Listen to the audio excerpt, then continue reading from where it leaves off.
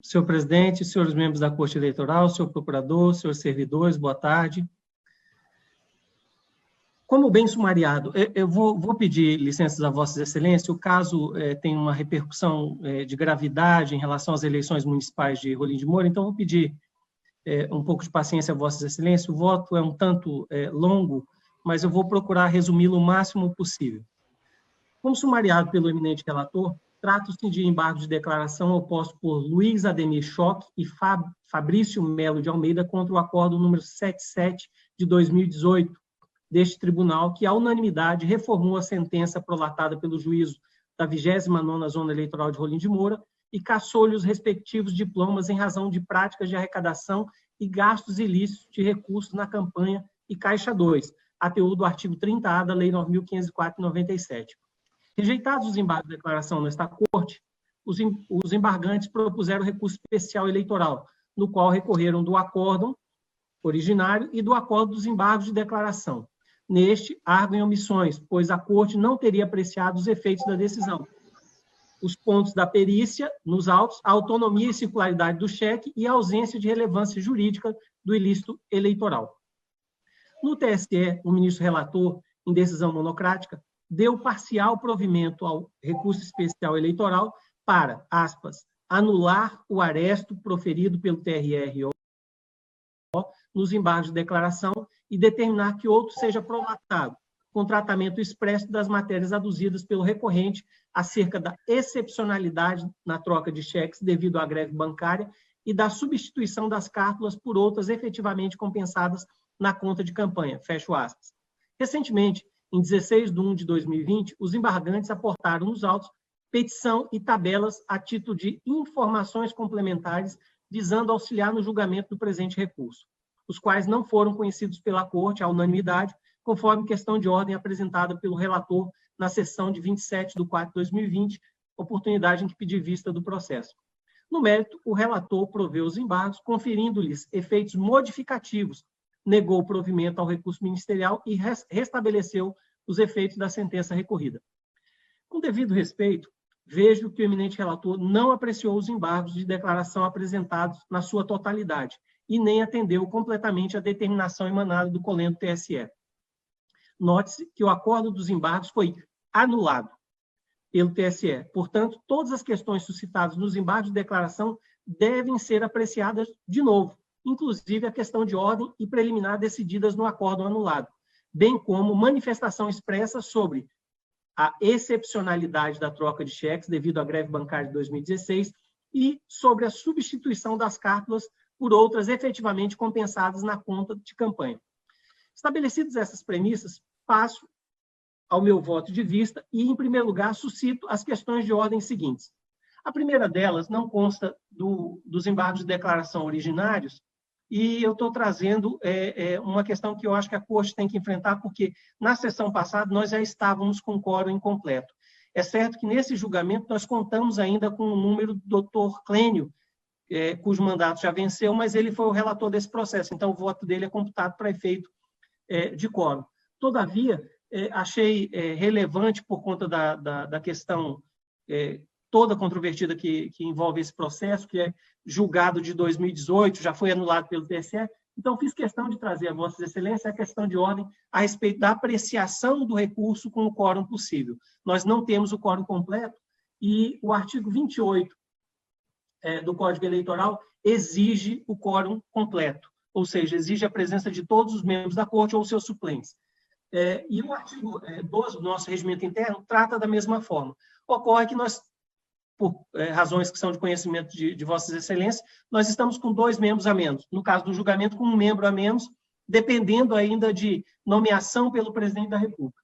Em razão disso, esteado em julgados do TSE, eu estou trazendo essa questão de ordem para que a Corte delibere pelo julgamento do processo com o quórum possível, conforme julgados que estão disponibilizados a Vossa Excelência. Então, essa é a primeira questão que eu submeto a Vossas Excelências.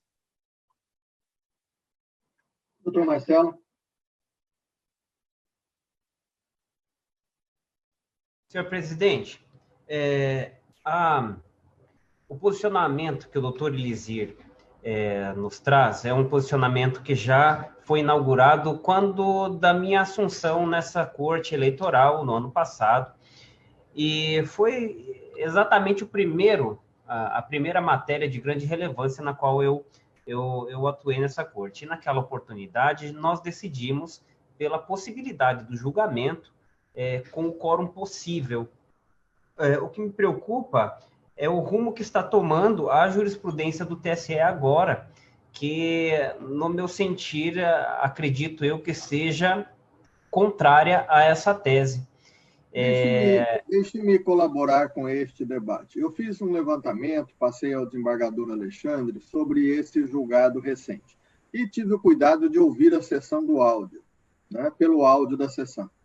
O que me pareceu é que lá havia a possibilidade da convocação, naquele caso, e o julgador não foi convocado. Havia a possibilidade da convocação do suplente. Aqui nós estamos enfrentando a situação de que não temos a possibilidade, por evidência material, de que não existe juiz nomeado, nem como suplente, nem como titular. Pois não, doutor Marcelo? Pois não. Ocorre que, senhor presidente, temos dois princípios aí conflitantes no qual precisamos fazer a ponderação. Em nosso sentir, em meu sentir em especial, essa ponderação ela vai pender com mais peso para a celeridade do julgamento. Então, eu acolho, tal como ressaltado pelo doutor Elizir, a tese do quórum possível, fazendo, logicamente, o distinguish que Vossa Excelência acabou de mencionar. No nosso caso, no caso do TRE Rondônia, não se há previsão da chegada dos novos membros, então acolho a possibilidade do julgamento nessa oportunidade, senhor presidente. Doutor Francisco. Senhor presidente, na linha do que foi, como o senhor destacou desse áudio que o senhor ouviu, né, e que o doutor Marcelo está ponderando, vi a manifestação aqui do relator, do caso do doutor Elizir, e eu acompanho porque, como diz, é o quórum possível, né? Senão nós vamos ter todos esses processos paralisados a aguardar essa nomeação. Então, eu também concordo e que seja submetido a julgamento, sim, darmos continuidade. Desembargador Alexandre. Então, presidente, o artigo 28 do Código é uma regra que se estabelece, mas em momentos de normalidade, digamos assim, né? Já que estamos passando por todo esse período de pandemia em que tudo acaba sendo anormal, está aí um outro exemplo disso, que a nossa corte já enfrenta já há algum tempo a ausência da sua composição completa. Seria irônico que nós não pudéssemos continuar com os julgamentos, com o exercício da jurisdição eleitoral, se não pudéssemos continuar com as decisões, com o quórum possível daquilo que nos é permitido nesse instante.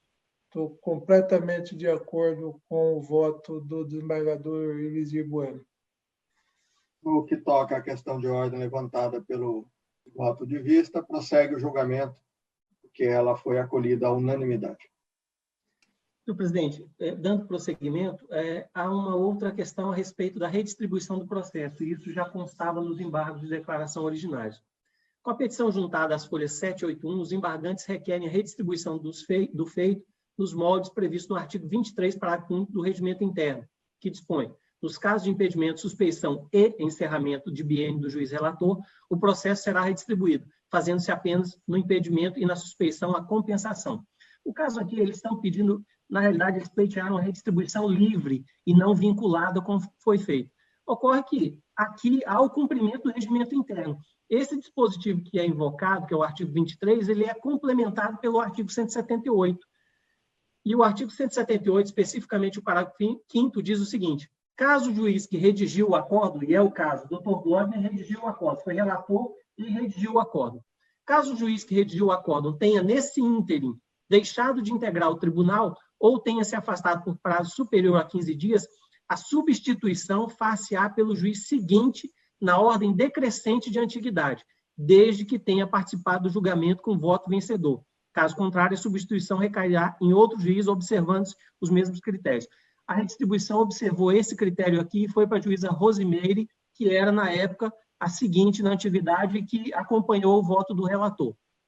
Nesse ponto, não assiste razão aos embargantes, pois, como se observa, os embargos foram redistribuídos na ocasião, a relatoria da juíza Rosimeire Conceição dos Santos Pereira de Souza, em absoluta observância à norma regimental, haja vista o término do mandato do relator originário. Aliás, como também se procedeu agora com a redistribuição do feito ao juiz Clênio Amorim Corrêa, em decorrência do término do biênio da juíza Rosimeire Conceição dos Santos Pereira de Souza, e aí eu submeto essa nova questão aos eminentes pares. Doutor Marcelo. Acompanho. Doutor Francisco. Também acompanho, senhor presidente. Embargador Alexandre. Presidente, eu vou acompanhar também o relator, mas eu particularmente acho que até não conheceria desta questão de ordem. Mas, enfim, já como está posta, vou acompanhar o desembargador Elisir, o doutor Elisir novamente. Questão de ordem decidida nos termos do voto do relator à unanimidade. O voto de vistas à unanimidade. Já estou dando ele como relator, porque se tiver redistribuição do processo, vai ser ele. Esse é o relator. Prossegue, por Elisir. Senhor presidente, agora uma terceira questão, e aqui eu quero fazer uma distinção. Nós já julgamos nesse processo, com base no voto do relator, a não admissão de novos documentos do processo. Só que a não admissão dos novos documentos nesse processo foi em relação a documentos juntados neste ano de 2020.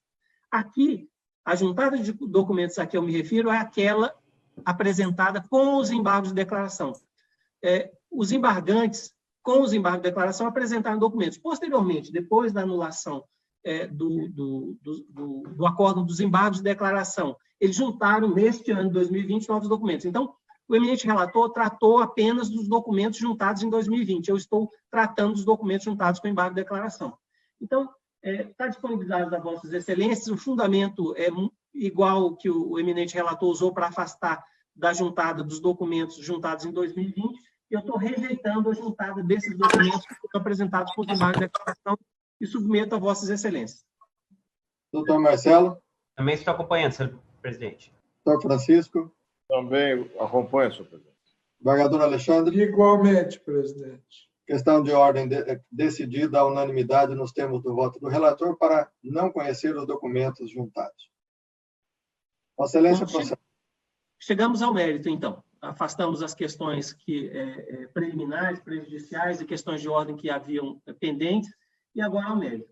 No mérito, nós temos, essencialmente, nesses embargos de declaração, 5 questões a serem apreciadas.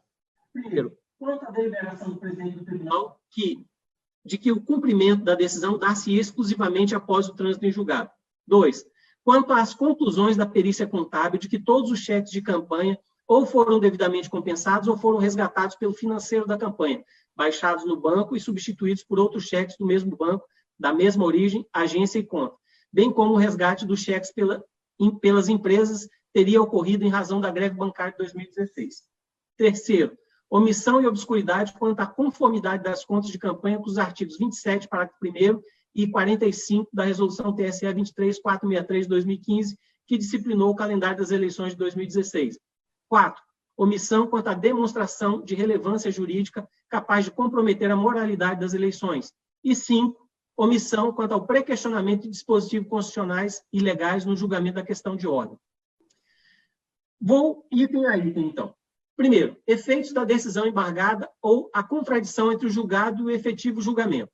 Apontam os embargantes ter constatado na conclusão do acórdão, as folhas 760 e 761, comando de execução imediata do julgado no sentido de realizar novas eleições no município de Rolim de Moura, o que não estaria a refletir a conclusão deliberada na sessão de julgamento de 12 de julho de 2018, conforme gravado em áudio, ocasião em que o senhor presidente do tribunal teria registrado com a concordância unânime da Corte a seguinte deliberação, aspas, após esgotadas todas aquelas providências próprias do recurso, ou um trânsito em julgado formal ou um trânsito em julgado material, alegam, fecha aspas, alegam a omissão dessa deliberação no julgado. Registre que o voto do relator foi acompanhado à unanimidade e determinou imediato cumprimento do acórdão com a finalidade de promover novas eleições no município de Rolim de Moura. E aí eu trago aqui o que consta no voto do eminente relator, Dr. Glódner Pauleto, na época do julgamento. Isso consta no voto, na decisão embargada. Verifique-se ainda que a deliberação do senhor presidente desta corte, ao proclamar o resultado, não vinculou o cumprimento imediato exclusivamente após a ocorrência do trânsito em julgado, mas sim após 3 situações alternativas. 1, esgotadas todas aquelas providências próprias do recurso. 2, trânsito em julgado formal. E 3, trânsito em julgado material. Consigne-se que o TSE registra precedente no sentido que, na espécie, o cumprimento do acórdão pode ocorrer após o julgamento de eventuais embargos de declaração. E aí eu trago o julgado do TSE a esse respeito. Ademais, o artigo 257, parágrafo 2º do Código Eleitoral prevê que apenas os recursos ordinários interpostos em face de decisão de juiz eleitoral ou tribunais regionais deverão ser recebidos pelo tribunal competente com efeito suspensivo. Nós vamos voltar a esse assunto lá no final. Então, o que diz a norma do Código Eleitoral? Somente recurso ordinário é recebido com efeito suspensivo. Recurso especial não tem efeito suspensivo. Contudo, no caso em tela, por se tratar de eleições municipais, o recurso eleitoral cabível contra decisões deste regional é o recurso especial, o qual deve ser encaminhado ao TSE sem efeito suspensivo. Nesse norte, alguns julgados a respeito da situação. Assim, cabe a este tribunal dar efeito imediato ao julgado com a realização de novas eleições no município de Rolim de Moura, nos termos dos artigos 224, parágrafo 3º e 257, caput do Código Eleitoral. Logo, não se verifica a omissão ou contradição nesta parte do acórdão a ser reparada por embargo de declaração. Esse é o primeiro ponto. Vamos ao segundo. Omissão quanto à regularidade dos gastos comprovada em perícia. Aqui, senhores julgadores, nós vamos tratar da questão que levou à anulação do acórdão pelo egrégio Tribunal Superior Eleitoral. Nesse item aqui, eu vou tratar das 2 questões que o eminente relator do TSE, o ministro, determinou que fosse apreciado expressamente, entendendo que havia omissão. Alegam os embargantes que o voto do relator desconsiderou os argumentos relativos à conclusão da perícia técnica que evidenciam não haver prática nem de captação ilícita e tampouco de caixa 2.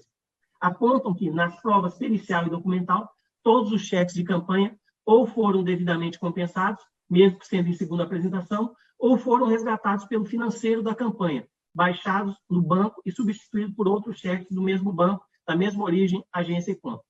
Sem razão os embargantes, pois, em diversos momentos, consta no voto que a fundamentação está baseada no laudo pericial. E aqui eu trago trechos do acórdão embargado que tratam especificamente da conclusão da perícia e da utilização da conclusão pericial para a decisão que foi tomada. Como se nota nos trechos destacados, o laudo pericial de folhas 594 é expresso ao afirmar não haver, aspas, registro de saque ou transferência bancária que possa ter sido utilizado para pagamento dos cheques devolvidos. Fecho aspas. Não prospera o argumento de que todos os cheques de campanha foram devidamente compensados ou resgatados pelo financeiro da campanha, baixados no banco e substituídos por outros cheques, porquanto a perícia não confirma essa ocorrência. Aliás, ao informar que todos os cheques devolvidos foram substituídos por outros novos, já evidencia a movimentação de receita via Caixa 2. Haja visto que as cártulas que os embargantes afirmaram haver emitido em substituição não foram efetivamente compensadas na conta de campanha e, por conseguinte, também não foram devidamente ao seu tempo contabilizados. Assevera-se que, na hipótese, ainda que fosse confirmada eventual e oportuna substituição dos cheques devolvidos pelo banco, por insuficiência de fundos, haveria de constar o efetivo registro das novas cártulas nos extratos bancários da conta de campanha, carreados ao processo em tela na fase probatória, o que, no entanto, à luz do exame pericial, não ocorreu. Não basta apenas informar que houve a compensação das cártulas na conta da empresa. deve ser demonstrado o efetivo pagamento destas com recurso da campanha dos correspondentes extratos bancários da conta específica de campanha para comprovar a lisura da arrecadação e emprego regular dos recursos eleitorais, como determina a legislação de regência. O depoimento da testemunha Antílio Orsino Boixá, expressamente mencionada no voto embargado, evidencia que as cártulas não foram substituídas por outras, mas sim trocadas por dinheiro. E aí eu trago a transcrição do depoimento dessa testemunha, e isso aqui respondendo ao questionamento do ministro relator do TSE. O depoimento dessa testemunha declara que recebeu um cheque que trocou por dinheiro no comitê de campanha, ele não trocou por outro cheque, ele trocou por dinheiro, e que, nesse caso, o declarante se deslocou comitê e recebeu o valor em espécie, entregando o cheque, ou seja, ele entregou o cheque e recebeu o dinheiro. Desta forma, não ficou comprovado no processo haver a efetiva substituição das cártulas, e tampouco que estas teriam sido compensadas na conta de campanha. O acordo embargado, como se vê, enfrentou a questão da substituição dos cheques devolvidos por outros, firmando convencimento com base na prova testemunhal, no sentido de que a troca foi realizada, em alguns casos, por dinheiro em espécie e não por outros títulos. Também não prospera a alegação de que a excepcionalidade do estado de greve dos bancos, à época, estaria a justificar a manobra consistente no resgate pelas empresas da família do candidato, que é o Supermercado Trento e a Casa Lotérica Trento, dos cheques emitidos pela campanha. Porquanto, vários desses cheques, conforme apontado no voto do relator do acordo embargado e no laudo pericial, foram devolvidos por insuficiência de fundos e pagos em espécie aos beneficiários pelas aludidas empresas. O processo evidencia que o fato ocorreu também fora do período de greve dos bancos. Nesse aspecto, convém trazer à baila o depoimento da testemunha Thaís Ribeiro da Silva, mencionada pelo relator do acordo embargado, para fundamentar a decisão e que, conforme consta na sentença de primeiro grau, afirmou o seguinte: essa transcrição aqui eu busquei na sentença, e essa testemunha, em alguns trechos aqui do que está transcrito, após trocar o cheque em espécie, ou seja, ela também trocou o cheque por espécie, não por outro título. Ela informou que trabalhou juntamente com a tia do marido dela, sendo que as duas trocaram, na mesma loja Rose Confecção, mas somente o seu cheque deu problema, sendo que o da sua tia foi compensado normalmente. Além de confirmar a troca de cheques por dinheiro e a não substituição por outras cártulas, a referida testemunha deixou claro que, de 2 cheques recebidos da campanha dos representados, um por ela, outro pela tia de seu marido, somente o seu cheque deu problema, sendo que o da sua tia foi compensado normalmente. Então, o problema não era a greve e a falta de compensação, mas sim a falta de fundos da campanha, que, conforme restou demonstrado no acordo embargado, era suprida pelas empresas da família do candidato. Para afastar de vez qualquer argumentação de que a troca de cheques nas empresas da família do candidato decorreu da greve bancária, há que se invocar o depoimento da testemunha Wilson Jorge Moreira, as folhas 632, também referenciada pelo relator do acordo embargado. Referida testemunha, dentre outras coisas, afirmou: o cheque não foi trocado, o cheque, então, foi trocado por espécie. O cheque foi entregue, então, para o comitê. Na época, estavam em greve, mas as contas do seu sogro do mercado é do Sicob, e por isso não houve interrupção deste serviço bancário. No dia 13 de 10 de 2016, foi quando houve a segunda devolução do cheque.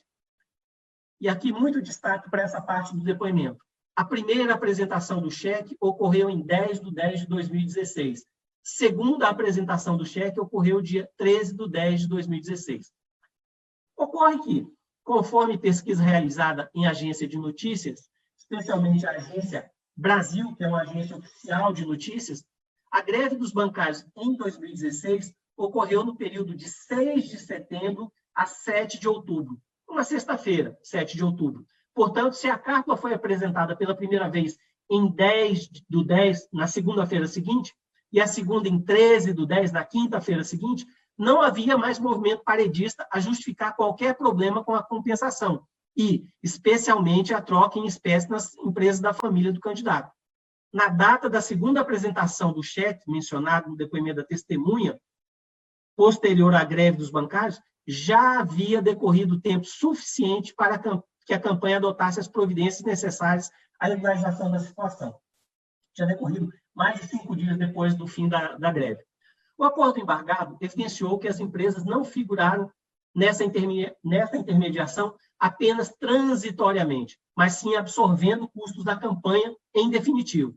Ademais, vejo que o alegado período da paralisação bancária veio oportunamente a favorecer a fraude na obtenção de recursos de fonte vedada, empresa, pessoa jurídica, na campanha do candidato, à medida que facilitou a triangulação fraudadora consistente na emissão de cheques sem cobertura de fundos, bancos em greve, resgate dos cheques e pagamento pelas empresas do candidato. Tudo ao argumento de que tal medida se justificaria em razão da greve dos bancos. No entanto, como já dito, não se comprovou a compensação desses cheques na conta de campanha, pois há ausentes tais registros nos extratos bancários correspondentes, de modo a evidenciar que essas empresas operavam nessa intermediação no período de campanha com a finalidade de financiar por via ilegal a campanha dos recorrentes. Também o argumento que a greve bancária atrasou a devolução de cheques e gerou transtornos na contabilização das contas não merece acolhida, pois a paralisação foi temporária, de maneira que, passado aquele período, nada impediu a contabilização das receitas e gastos, tampouco impossibilitou esclarecer no processo as operações com os cheques relacionados como não contabilizados nas contas de campanha. Como demonstrado no acórdão embargado, foi apreciada devidamente valorada a prova testemunhal e pericial, de forma que não existe no julgado omissão quanto à perícia constante nos autos. Assim, nesta parte, também se mostram incabíveis os embargos de declaração, visto que oposto com nítido intento de reapreciação da matéria julgada. Ponto 3. Omissão e obscuridade quanto à conformidade das contas da campanha com os artigos 27, parágrafo 1º e 45 da resolução TSE 23463, que disciplinou o calendário das eleições de 2016. Os embargantes sustentam que o cheque é um título de crédito e não perde essa natureza durante o período eleitoral, tampouco ao ser emitido pelas campanhas. Apontam que a legislação eleitoral fixa data limite para a quitação de despesas eleitorais contraídas no recurso da campanha, que é a data final para a apresentação da prestação de contas, ou seja, 1º de novembro de 2016, para os municípios que não tiveram segundo turno, e 19 de novembro para as localidades que tenham ocorrido. Argumentam não haver ilegalidade no que se refere à emissão e quitação de cheques de campanha, e que, no caso, as cártulas emitidas e não quitadas foram substituídas por outras emitidas e devidamente quitadas. Sem razão os embargantes. O cerne da questão não se refere ao pagamento das despesas dentro da data limite fixada na resolução, mas sim da utilização de pessoas jurídicas para garantir o pagamento de diversos colaboradores de campanha, financiando, sem a devida contabilização, a campanha dos embargantes. No caso, não se questiona o instituto do cheque como meio hábil e legal para o pagamento das despesas de campanha. Todavia, o que mostram as contas dos embargantes foi a utilização de cheques para burlar a legislação eleitoral, pois, como explicado no item 2, emitiram-se cheques da campanha sem provisão de fundos, que, ao serem devolvidos pelo banco, ou aqueles não apresentados no período de greve, foram resgatados pelas empresas da família do candidato e pagos aos beneficiários a título de despesas de campanha em questão. Tudo isso sem ficar demonstrado no processo a compensação desses cheques ou daqueles eventualmente emitidos em substituição na conta da campanha, porquanto ausentes tais registros dos extratos bancários, conforme assentou o laudo pericial. Desse modo, evidenciou-se a captação ilícita de recursos e, via de consequência, restou contrariada a legislação eleitoral que disciplina a captação e gasto de recursos em campanha. Não se desconhece que é comum, especialmente no interior, trocar cheques no comércio, mas a prova produzida deixou evidente que, quando ocorriam problemas, leia-se devolução, todos buscavam o caixa da campanha do candidato representado, que eram as empresas de sua família, supermercado e lotérica. Essa é uma forma de caixa 2 diferenciada, pois as empresas da família do candidato, pessoas jurídicas, sustentavam a campanha enquanto se providenciavam os recursos necessários, seja pelo partido, seja por doações. Será que os outros candidatos, que também passaram pela mesma greve bancária e pela escassez de recursos da campanha, tiveram essa mesma facilidade de trocar os cheques sem fundos em empresa familiar? Sustentar uma campanha que não tem recursos até que esses sejam obtidos é uma forma de caixa 2, constituída uma verdadeira campanha a descoberto. O candidato se mantém com a campanha ativa, mesmo sem ter captado recursos para tanto. Não se está dizendo que há ilicitude na troca de cheques do comércio, uma vez que as cartas, conquanto provenham de campanha política, mantêm todas as características desse tipo de título de crédito, inclusive a circularidade e a autonomia. Deve ser feito um parênteses. Trocar cheque, aqui eu estou me referenciando ao voto do relator destes embargos de declaração. Trocar cheque do que se depende dos depoimentos escolhidos, e ao contrário do que entendeu o ilustre relator destes embargos de declaração, não é substituir a carta, mas sim receber o dinheiro correspondente. Nesse sentido, foi o depoimento das testemunhas. A troca de cheques não foi a substituição por outra carta. Diante disso, não visualizo qualquer omissão neste ponto a ensejar reparo na via dos embargos de declaração. Item 4. Omissão quanto à demonstração de relevância jurídica capaz de comprometer a moralidade das eleições. Sustenta os embargantes que no acordo embargado há silêncio sepulcral em relação à proporcionalidade entre o suposto ilícito pelo qual concluiu a sanção aplicada. No entanto, essa afirmação não expressa a realidade dos autos. Da simples leitura do acordo recorrido, verifica-se que o relator demonstrou a gravidade da conduta ilícita. E aqui eu trago todos os trechos do acordo embargado que tratam dessa questão da gravidade da conduta. Está transcrito e disponibilizado a Vossas Excelências. Como ficou registrado no voto do relator do acordo embargado, o então candidato Luiz Ademir Choque utilizou das empresas da família para trocar por mercadoria ou dinheiro 28 cheques recebidos no supermercado Trento e 58 na lotérica Trento da Sorte, na ordem de R$ 67.262,00, o que evidentemente revela um intento direcionado ao favorecimento da campanha dos embargantes, de modo que tais empresas bancaram essas despesas, porquanto a conta bancária não tinha, à época, fundos para cobrir os cheques emitidos. Valor esse equivalente a 30% do total dos recursos movimentados na campanha. Não há como desconsiderar que esse valor, injetado na campanha dos embargantes, se emerge como elevado aporte financeiro suportado pelas empresas Trento. Assim, ficou evidenciado potencial bastante para repercutir no resultado do pleito e, por conseguinte, macular a transparência e comprometer legitimidade e moralidade das eleições. Não se pode esquecer, senhores julgadores, que a diferença de votos entre os candidatos eleitos e o segundo colocado no município de Rolim de Moura, nas eleições de 2016, foi de apenas 429 votos. E aqui trago lição de José Jairo Gomes a respeito da situação e destaco. José Jairo Gomes, aspas, a caracterização da hipótese legal em apreço não requer que o fato tenha potencialidade para desequilibrar as eleições ou o resultado delas. Basta que haja gravidade do evento e das circunstâncias que o cercam. Fecho aspas. E aí invoco também julgado do TSE a respeito da situação.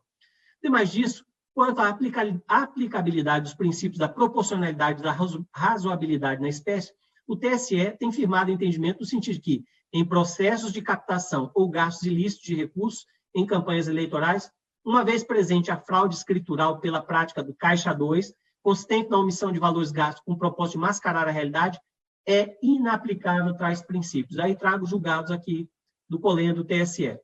No presente caso, todas as irregularidades somadas, incluindo a prática de Caixa 2 e omissão de despesas, equivalem a aproximadamente 30% do total de recursos movimentados na campanha, de maneira que não cabe aqui ponderar sobre a incidência de proporcionalidade ou da razoabilidade para amenizar a reprimenda legal, dada a gravidade dos ilícitos eleitorais levados a efeito na campanha dos embargantes.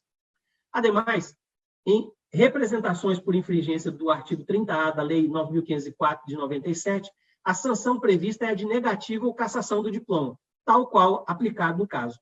Assim, nos presentes autos não há falar em ausência de relevância jurídica capaz de comprometer a moralidade da eleição a que concorreram os embargantes. E aí, já com o último item. Item 5, omissão quanto ao pré-questionamento de dispositivos no caso. Argumentam os embargantes que o acórdão foi omisso por não tratar da questão de ordem formulada pela defesa referente à inversão da ordem na qual devem se dar as sustentações orais. Aduzem ainda que, por ocasião do julgamento, pré-questionaram a violação do artigo 272 do Código Eleitoral e 937 do CPC e artigo 5º, 54 da Constituição Federal, não contemplado no julgado. Sem razão, mais uma vez, os embargantes.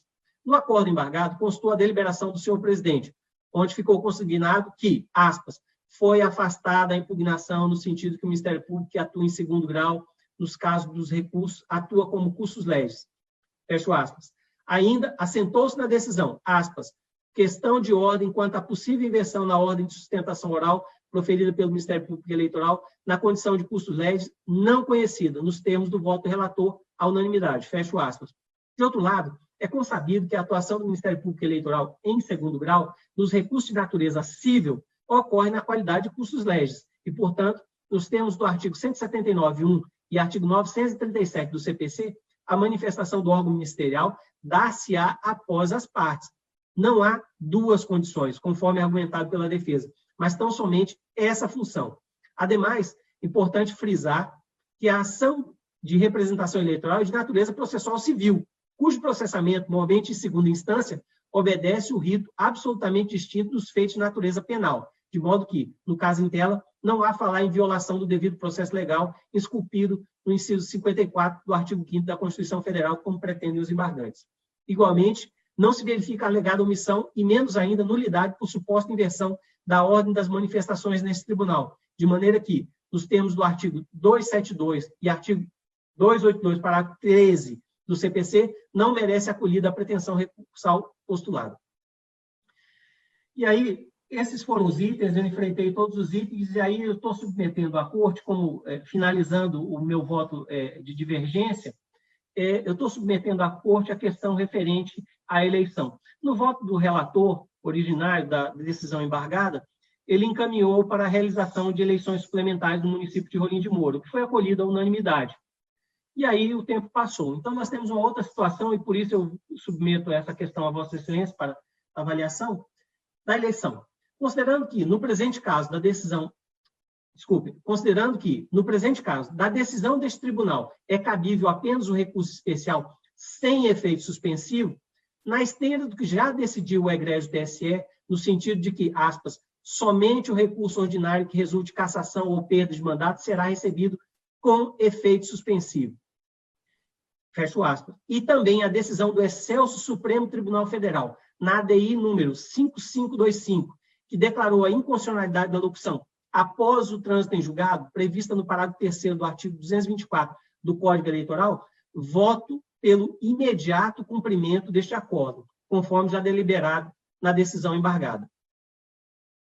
Todavia, considerando o tempo decorrido, a pandemia do coronavírus, o Covid-19, e a proximidade das novas eleições municipais, que, em princípio, ocorrerão em menos de 6 meses, não é recomendável realizar novas eleições suplementares de forma direta, conquanto assim o determine o disposto no inciso 2 do parágrafo 4º do artigo 224 do Código Eleitoral. Conforme já decidiu o Colégio Tribunal Superior Eleitoral, no julgamento do mandado de segurança número 1478-54 de 2011, aspas, fere o princípio da razoabilidade convocar eleições diretas para data muito próxima às eleições gerais. Fecho aspas. Nessa esteira, a Corte Superior, em caso semelhante ao tratado deste feito, decidiu. E aqui eu vou só aos pontos destacados. É um julgado que o ministro Gilmar Mendes foi relator, tratando de eleição municipal em época de outras eleições municipais. Cassação de diplomas. Levaria à realização de eleições diretas no município. A cassação ocorreu ainda no primeiro biênio do mandato. O princípio da razoabilidade recomenda que não sejam realizadas eleições diretas suplementares em data próxima às eleições ordinárias municipais, pois recursos públicos seriam gastos para o exercício de mandato de poucos meses. Desta forma, para que esta decisão tenha efetividade, para não onerar desnecessariamente os cofres públicos e em razão da impossibilidade da realização de novas eleições diretas em decorrência da pandemia mundial do coronavírus, do Covid-19, voto no sentido de que o cumprimento imediato desta decisão seja realizado por meio de eleição indireta, conforme previsto no inciso 1 do parágrafo 4º do artigo 224 do Código Eleitoral. Ante exposto, com devido respeito ao voto do eminente relator, voto no sentido de conhecer dos embargos de declaração e, no mérito, negar-lhes provimento com imediato cumprimento da decisão. É o meu voto, senhor presidente. Doutor Marcelo. Senhor presidente, particularmente, eu analisando esse caso, eu entendi que o voto originário, por si só, já disponibilizava todas as particularidades necessárias à execução do julgado. Tá? Ocorre que, como essa decisão veio do TSE apontando a existência de omissões, com as quais eu particularmente não concordo, mas, enfim, vamos considerar uma questão de hierarquia recursal, a determinação da existência da omissão e que precisamos sanar. O voto do doutor Elizir, ele é muito cauteloso, extremamente cauteloso, e vai até mesmo além daquilo que eu previ colocar num julgado particularmente meu. E gostaria especialmente de parabenizar o doutor Elizir, porque, indo além, ele, se existia alguma dúvida com relação à execuibilidade desse julgado ou as questões postas a julgamento, elas foram espancadas de toda forma, sabe? Então, com as devidas vênias ao doutor Clênio, relator originário, aliás, relator ainda, eu vou acompanhar a divergência com a sugestão unicamente de se adotar uma técnica de julgamento, que nesse caso dos embargos de declaração, é dar provimento aos embargos de declaração para acrescer a fundamentação exposta ao julgado originário. Doutor Francisco.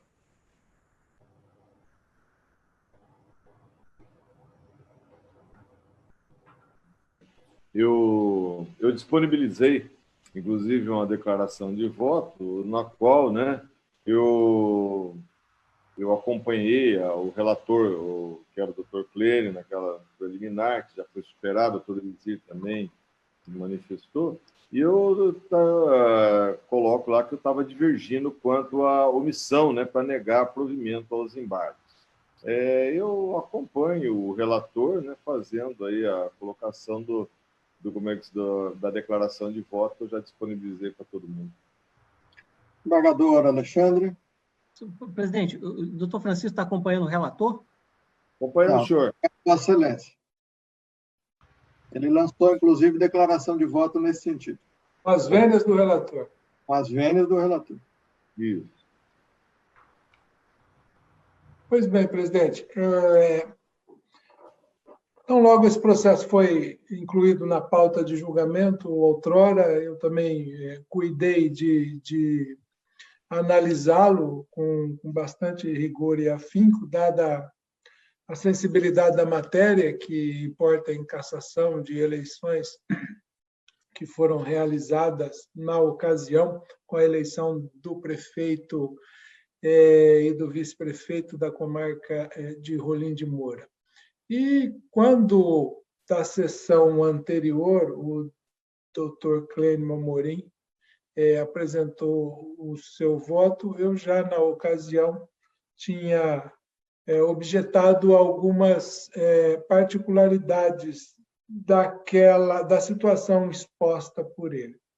Hoje, na sessão, o doutor Elizir veio com um voto que, a meu sentir, é extremamente primoroso, extremamente detalhista nas situações fáticas que foram apresentadas, que demonstram, a mais não poder, que realmente houve infringência à legislação eleitoral por parte dos candidatos naquela ocasião. Para não ser repetitivo, mas para ressaltar algumas situações específicas, veja, a troca de cheques, como ali ocorreu, me parece-me que não foi algo que tenha atingido outros candidatos. E mais, ainda que tivesse sido durante um período de greve bancária, as compensações bancárias funcionaram com regularidade. Isso é fato notório, porque é considerado serviço essencial. Então, não era dado haver a alegação de que, por conta da greve bancária, tivesse aquilo. O que houve, sim, foi falta, talvez, de provisionamento de valores, que levou uma devolução de cheques, e aqui aí depois todo aquele emaranhado, e por emaranhado que a legislação eleitoral ela é rígida e determina que as coisas, que a prestação de contas e toda as transações financeiras dos partidos e dos candidatos sejam feitas da forma mais clara e segura possível. E não foi o que nós vimos nesta ocasião. O voto do doutor Elizir hoje traz essas particularidades à tona, ou pelo menos relembra, como não participei do julgamento anterior, mas ele destaca as situações, tanto do acórdão quanto da prova produzida, que levam nessa compreensão. Também, na ocasião, me ombreio aqui com o doutor Marcelo Estival, no que diz respeito à omissão, também talvez não fosse o caso de ter havido omissão a ponto de anulação do acórdão, em si uma questão semântica e de compreensão detalhada dos fatos. Mas manda quem pode, obedece quem tem juízo, a determinação do TSE veio para que nós revisitássemos o tema e reitero que a manifestação, o voto do doutor Elizir, a meu sentir, coloca uma pá de cal sobre a questão, de entender que, mesmo analisando sob essa ótica, revisitando o tema, dissecando eventuais omissões que podem ter havido sobre a ótica do embargante ou de outros, mas que não são elementos que alteram o resultado da decisão proferida por ocasião da análise do recurso feito pelo Ministério Público nesta questão. Então, estou acompanhando inteiramente o voto do doutor Elizir, no que diz respeito também à execução do acordo com a consequente eleição. Nós, com a proposição de que a eleição se faça de forma indireta, a eleição indireta, nós temos uma disposição na Constituição Federal, que, pelo princípio da simetria, deve ser observado. O artigo 81, parágrafo 1º, diz que, ocorrendo a vacância nos 2 últimos anos do período presidencial, e aí, pela simetria do governo estadual e da prefeitura, a eleição far-se-á pelo Congresso Nacional, que é o indicativo, portanto, da eleição indireta.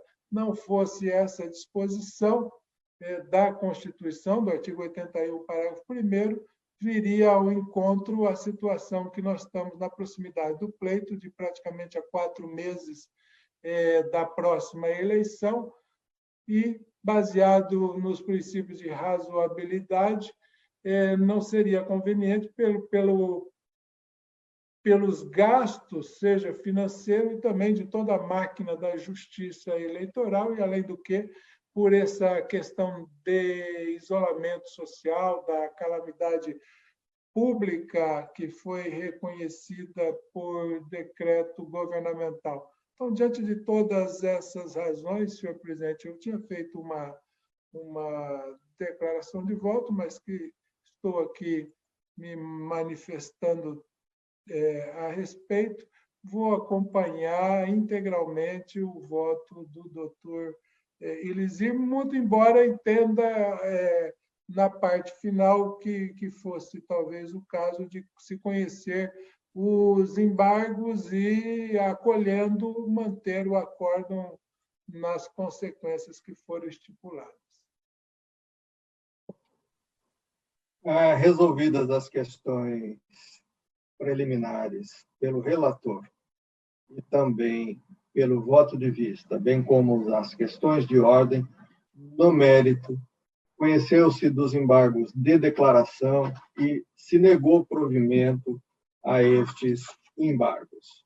Eu vou apenas pedir que as comunicações sejam feitas após a assinatura do acórdão, para que exista materialmente uma decisão.